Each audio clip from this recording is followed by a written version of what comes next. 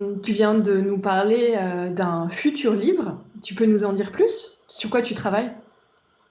Oui, ben, en fait, c'est dans la continuité de ce que j'ai fait dans Fiction à la chaîne. C'est un livre qui portera, si j'arrive au bout, hein, parce qu'il n'est pas énormément avancé, c'est un livre qui portera sur ce que j'appelle plus ou moins l'esthétique de la consommation, c'est-à-dire la question des plaisirs esthétiques, mais aussi de leur mise en forme par les créateurs dans toute leur variété, la question des relations esthétiques aux différents objets des expériences quotidiennes, justement les marchandises, les dispositifs marchands, les dispositifs médiatiques, les publicités, etc. Et essayer de replacer l'expérience esthétique là où elle est essentielle, c'est-à-dire dans toutes ces expériences, puisque c'est beaucoup plus là, à mon avis, qu'elle existe que dans les expériences artistiques. Mais le changement par rapport au livre précédent, c'est que précisément, j'aimerais essayer de le faire en, en, en évoquant cette question dans son historicité. Je ne sais pas si j'ai été clair, mais Si, je si. suis pas sûr. Et quand tu parles de dispositif, tu le définirais comment et tu t'appuies sur peut-être quelle définition du terme en fait? Parce que c'est un mot qu'on emploie beaucoup et je ne sais pas quel sens tu lui donnes en fait. Oh, je sais que c'est un de ces termes qui a été beaucoup employé, en particulier en philosophie. Moi, je lui donne pas un sens absolument. Enfin, je ne donne pas un sens très compliqué. Pour moi, un dispositif, c'est simplement un système qui permet de transmettre des informations ou d'instituer un système de communication.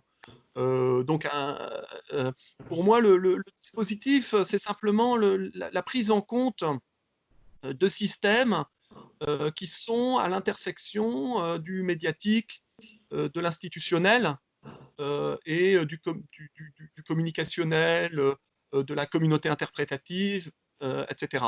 Donc le dispositif, c'est un système complet qui produit de la signification. C'est vrai que si on s'en tient au message, ou même si on s'en tient au médiatique, on ne voit pas qu'il y a de l'institutionnel, du culturel, du système, disons. Voilà. D'accord. Et tu pourrais nous donner un exemple, un cas que tu vas traiter en fait dans ce livre pour peut-être qu'on voit comment fonctionne ce système, cette expérience En fait, esthétique. c'est pas vraiment des cas que je voudrais étudier, c'est plutôt des moments de mutation. Par exemple, une chose que j'ai traitée dans différents articles, qui sera un des moments d'analyse, c'est par exemple, euh, on, on part de mutation disons, à partir de la fin du 19e siècle et beaucoup plus au début du 20e siècle, de mutation des, des conceptions de la fabrication. Donc, ce qu'on appelle les théories du taylorisme puis du fordisme, donc de la rationalisation de la fabrication. On se demande comment cette rationalisation de la fabrication se traduit dans les productions médiatiques.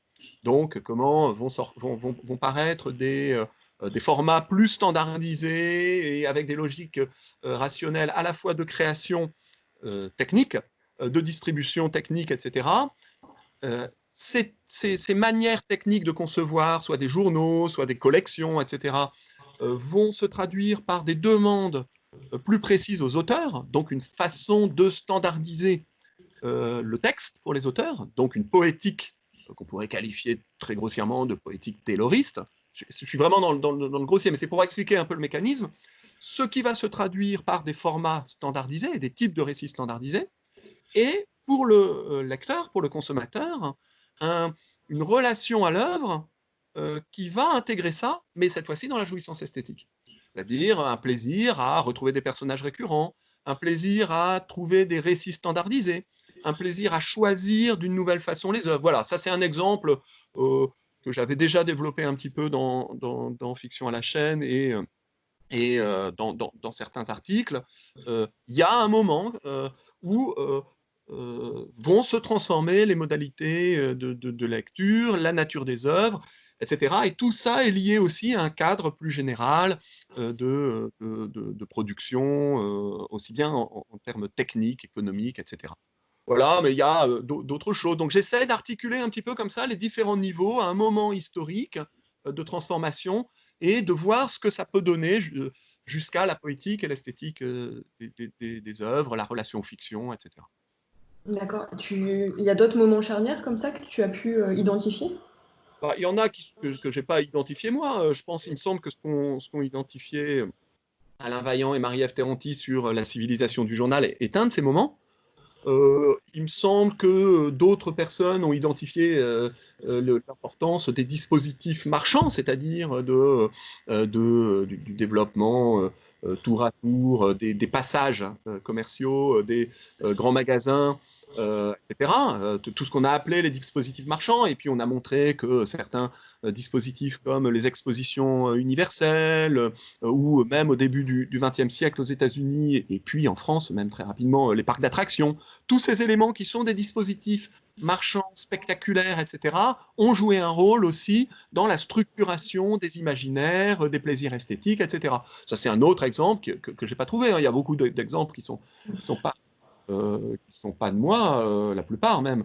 On peut dire aussi que l'arrivée du cinéma, par exemple, a pu jouer un rôle dans les transformations des relations esthétiques.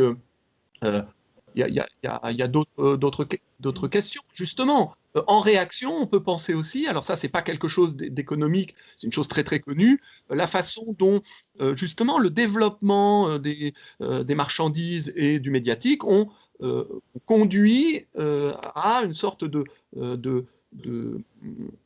grande rupture, de Great Divide. Là non plus, c'est pas moi qui l'ai théorisé. Hein. La notion de Great Divide avait été théorisée.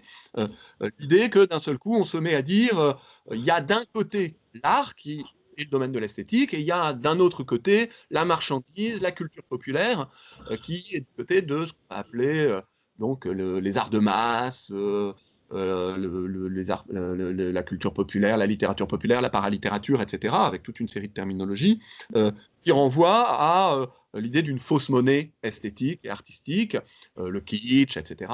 Et cette distinction, pour moi, c'est un autre moment de rupture parce que ça va avoir une vraie incidence sur notre manière à tous d'interroger ce qui est esthétique, ce qui n'est pas esthétique, le plaisir. Est-ce qu'on considère que c'est un plaisir esthétique?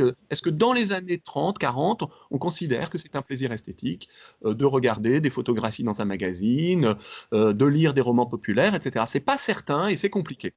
On le considère à nouveau aujourd'hui de façon naturelle parce qu'on a changé d'époque par rapport au Great Divide. On est after the Great Divide, encore une fois, c'est pas moi qui ai théorisé ça. Voilà un autre moment, et puis il y en a plein. Hein. Il semble qu'il y a des mutations aussi dans l'entre-deux-guerres avec tout ce qui a été étudié autour du Middlebrough, de la culture moyenne, qui est une culture problématique par rapport à ce divide. Voilà, une série d'exemples. Il y a aussi le moment contre-culturel après la Seconde Guerre mondiale, qui est un moment très très important où les contre-cultures vont s'articuler avec la culture populaire. Il y a l'importance aussi, selon moi, des sous-cultures après la Seconde Guerre mondiale, qui reconfigurer les choses, etc. Donc il y a toute une série de jalons, comme ça je les ai donnés dans le désordre, très rapidement, mais toute une série de jalons qui, en fait, pour moi, peuvent être considérés comme une forme d'archéologie de notre culture contemporaine. Voilà. En fait, mon idée, c'est que ce qui aujourd'hui est naturel, c'est-à-dire le fait qu'on peut considérer qu'une série télévisée, c'est un objet qui va être étudié avec les outils de l'art, mais en contradiction avec ce que disait le modernisme, ce qui aujourd'hui est naturel, il faut l'historiciser, il faut en faire l'archéologie en remontant au XIXe siècle. Et il y a toute une série d'événements qui se sont produits depuis le XIXe siècle qu'on n'a pas identifiés comme des événements capitaux, mais qu'il est nécessaire de faire ressurgir pour comprendre notre époque contemporaine. C'est un peu ça l'idée d'un livre.